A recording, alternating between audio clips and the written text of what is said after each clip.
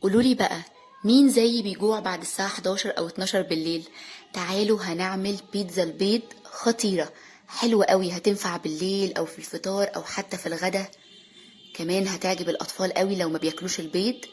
فتعالوا أقول لكم أنا عملتها إزاي، بس يا ريت الأول نصلي على النبي عليه أفضل الصلاة والسلام، وكمان ما تنسوش تعملوا لايك. واللي أول مرة يشوفني، أنا رغدان. أول حاجة كده في طاسة على النار هنحط معلقة سمنة كبيرة، وبعدين هنحط البيض. اول حاجة بحاول كده اقلب في البياض عشان البياض هو اللي بياخد وقت اكتر في السوى. نقلب فيه كده، ولما البياض يبقى تقريبا 80% كده استوى، هبتدي كمان اقلب الصفار، وبعدين هحط فلفل اسود، وهحط بقى ملح بسيط خالص عشان احنا لسه هنحط حاجات فيها ملح عشان ما يبقاش مالحة زيادة. هحط بعد كده بقى بيبروني،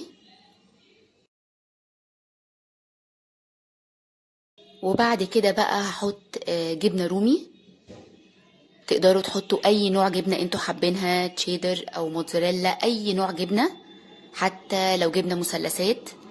بعد كده بقى حطيت زيتون، عشان كده انا قلت لكم بلاش نزود الملح عشان الزيتون والبيبروني والجبنة الرومي مملحين. وبعد كده فوق الوش بقى حطيت رشة زعتر كده، وبعدين بقى هغطي الطاسة عشان الجبنة تسيح. يدوبك بس دقيقة دقيقتين كانت استوت كده، خطيرة حلوة قوي، مش قادرة اقول لكم حلوة قد ايه.